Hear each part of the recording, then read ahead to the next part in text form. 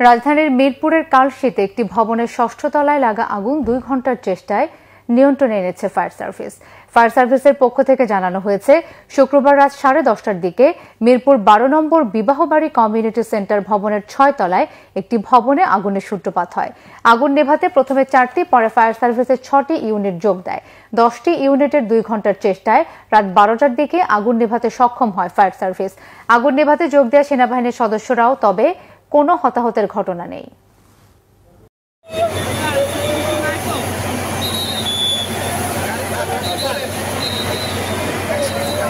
এখানে sub contract দেয়, এই ফ্লোরটা আর কি বিউটি ফ্যাশন আর কি কাজটা আমরা দিয়েছি, বুঝছেন।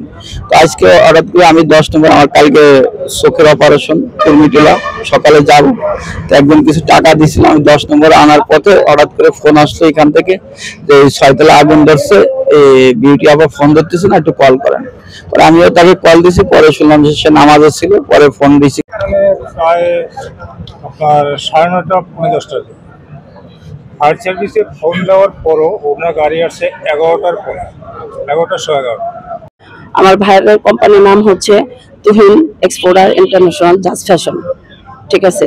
আমি এখানে কমপ্লিট মাল ছিল আমার 25,000, কাটা মাল ছিল 5-7 হাজার, আমার ফ্যাব্রিক ছিল, মোট মিলা 2 কোটি টাকার মাল ছিল।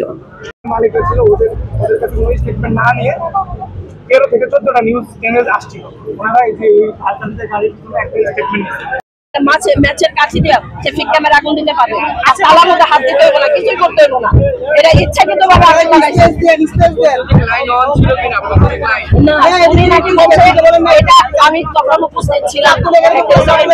আমি ওনাদের ভাইয়া, আমাদের ভাইয়া আমি সেদিকে মাল পাঠাবো, আমি ওনাকে সবটা কাজ করার জন্য দিছি।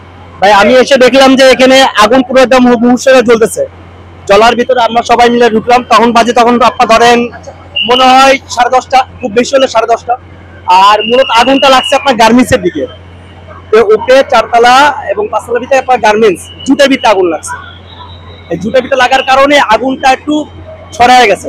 আর এখানে ইনশাল্লাহ আমাদের ফায়ার সার্ভিস ভাইরা, তারপরে আর্মি ভাইরা, তারপরে পুলিশ ভাইরা সবাই মিলে কাজ করতে, সাধারণ জনতাও কাজ করছে, সবাই মিলে কাজ করার কারণে ইনশাল্লাহ আগুনটা আমাদের নিয়ন্ত্রণে আসছে। এখন আগুন নাই, কিন্তু ভিতরে গ্যাস আছে, এই গ্যাসের কারণে হয়তো বা একটু সমস্যা হচ্ছে। এটাও হয়তো আধা ঘন্টার ভিতরে ইনশাল্লাহ নিয়ন্ত্রণে চলে আসে।